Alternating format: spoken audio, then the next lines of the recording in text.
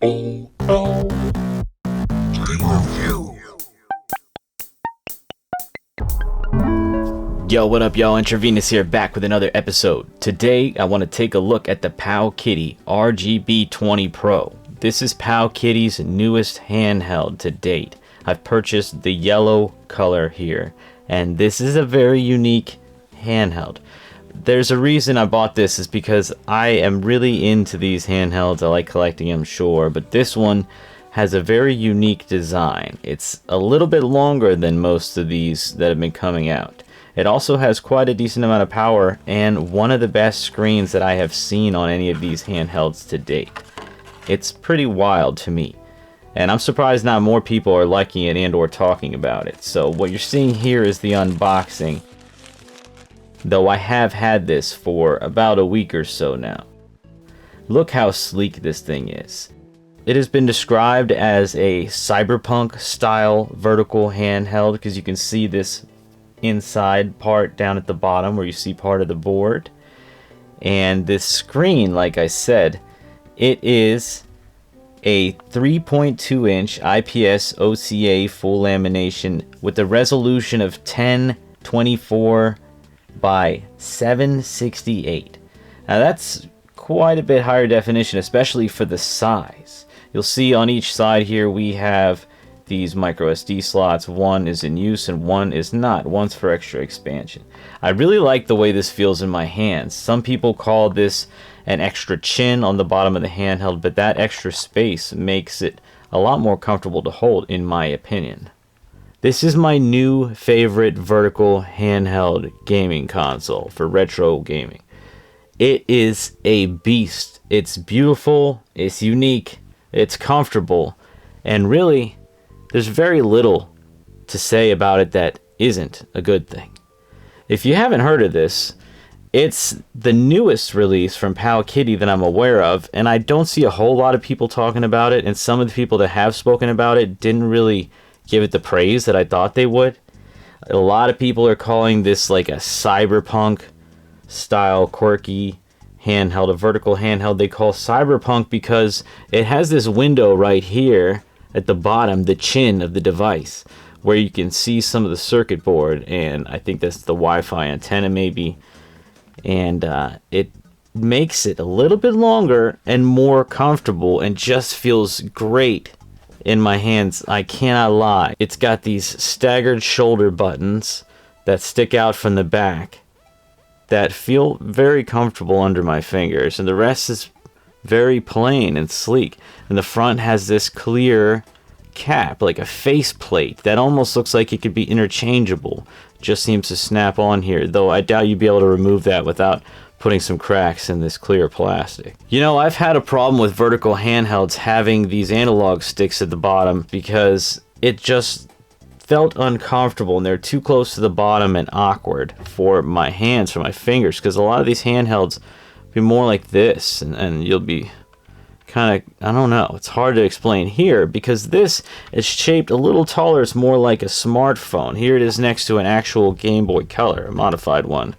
You can see it's a little bit taller, and this screen is freaking beautiful. It's something like 1024 by 768 pixel resolution.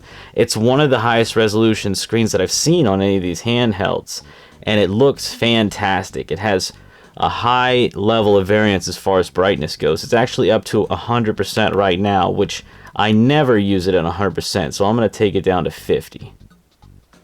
In fact, usually I use it around 45-35%, honestly, indoors. And it even has some extra options. You could turn down that panel brightness, turns down the backlight, so you'll see the light in the back kind of goes down. See that? So you turn it down, almost makes your blacks blacker and stuff. It's wild. This thing has a lot of customization. It's very easy to use. You have access to all your options. It has Wi-Fi built in. It has Bluetooth built in.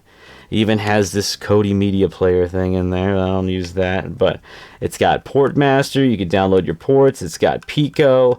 It can do all the consoles you'd expect, as all these other Powkiddy devices can, and Ambernix, but this one it's all dialed up pretty well. I'm not gonna lie. Everything that I've picked and thrown at it, well, it plays nearly perfect. There are a couple Nintendo 64 games that I've played where some of the textures are kind of flickering in and out. It's some kind of setting in the graphics settings that I can't seem to find out how to change, but it can make some games, I think, maybe unplayable because I saw them and played them as they originally were. I know when I see some part of some character flickering in and out of reality in the game that it's not supposed to be like that. It kind of takes away from the experience, but for the most part, plays it all awesome. I mean, the only game that it hasn't played that I've thrown at it was Donkey Kong Country 64, which is kind of surprising to me, but not too surprising, because a lot of people say they have trouble with it, though. I have other handhelds that play it fine.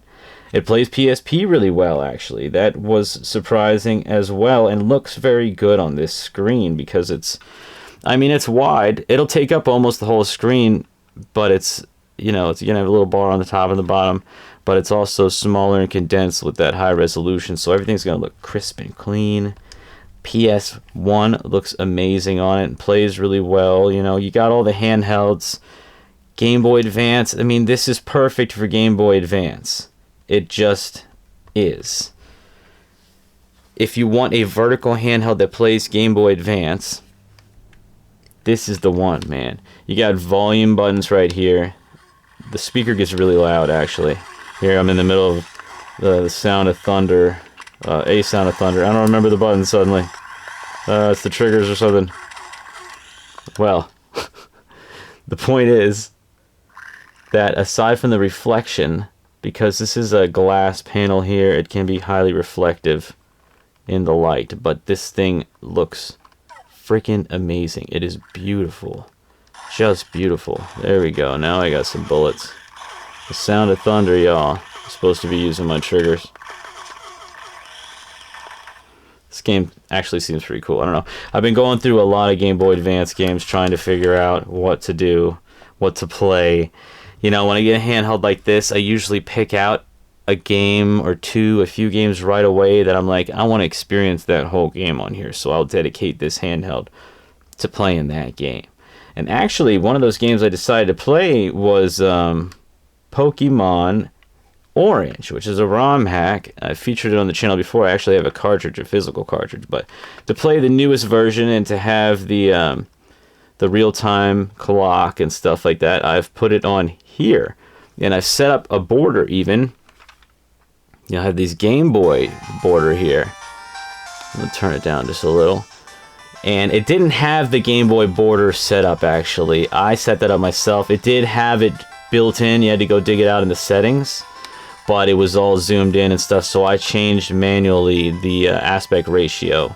You can go in the settings and use some numbers and rack them up or whatever. And I got it zoomed in. So you see the edge of the battery and the edge of the screen as if it's a zoomed in Game Boy. And I am just having a blast playing Game Boy on this. It just feels right. It looks right. I think of this more as the Power Loader. And the Power Loader was a mech type machine that Ellen Ripley manned or womanned in the Aliens movie. That's the second Alien movie in the franchise. She gets in the Power Loader, and I think of this one scene where it's this color, this yellow color, this machine. She picks up this big box and she walks over to the corporal or admiral or general or whatever, and she looks at him, turns sideways and says, "Where do you want it?" And she's just a badass, showing how good she is at doing things. And at the end of the movie, she whoops an alien queen with it, And this is the Power Loader, the Powkiddy loader, the Power Loader from Powkiddy. To me, I like it. They could not have done any better, I don't think, with this design. I mean, there's only one thing, and that's something that happened with mine, and it's the reason that I buy things like this on Amazon. I bought it on Amazon, and it shipped, fine, except for when I go to turn it off. Apparently this is a problem with some Powkiddy user interfaces or whatever, is it just restarts instead of turning off. So I was pretty upset. I contacted Amazon, and I was like, hey, I can't turn this thing off.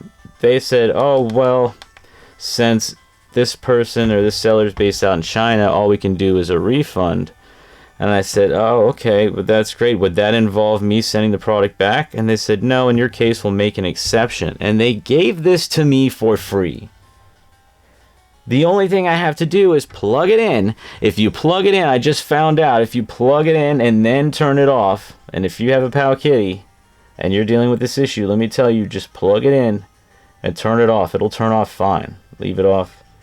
Just plug it in anytime you want to turn it off. That's the only gripe. Otherwise, it's just going to restart itself. You can sleep it. It's got a battery life that lasts for like 10 hours. So, I mean, I've had it for a couple days using it before I had to charge it or plug it in and turn it off or whatever.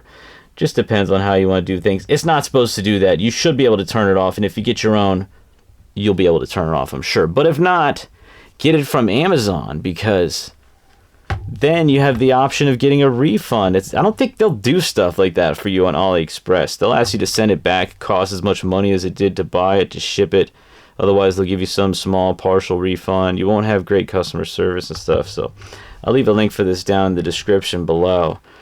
Let me know what y'all think about this.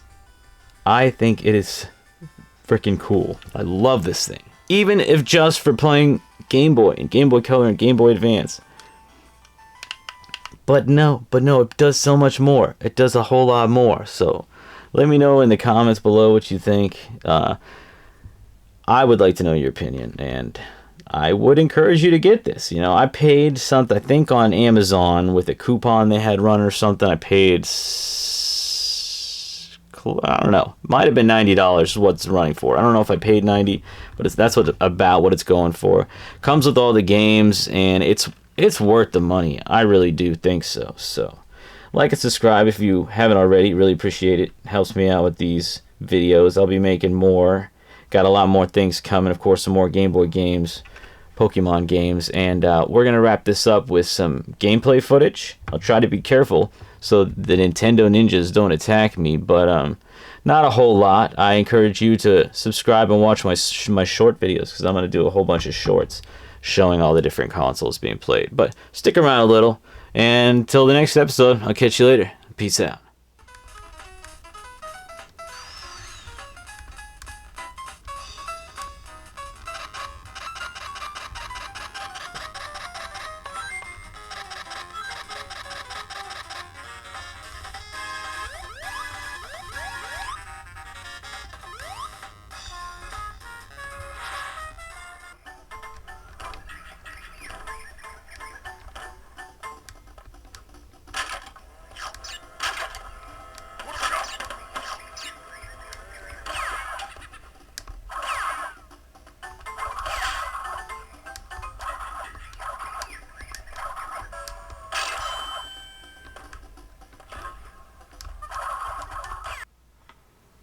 Reporting for duty, sir!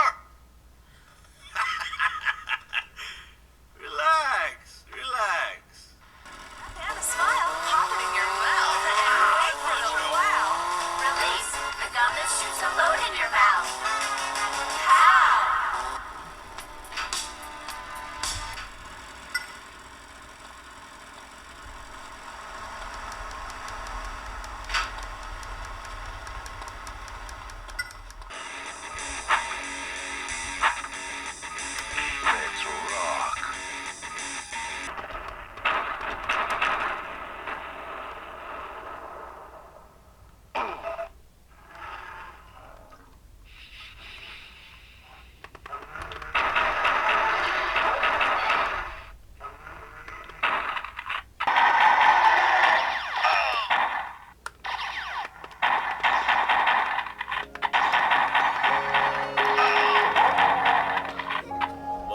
Childhood, we were all there together, and in denial would play like it was forever. And in the tall woods, we'd stay out of the weather like it was all good. Every day we made it for pleasure. We were saying whatever came to our minds, plain and simple like a tetherball.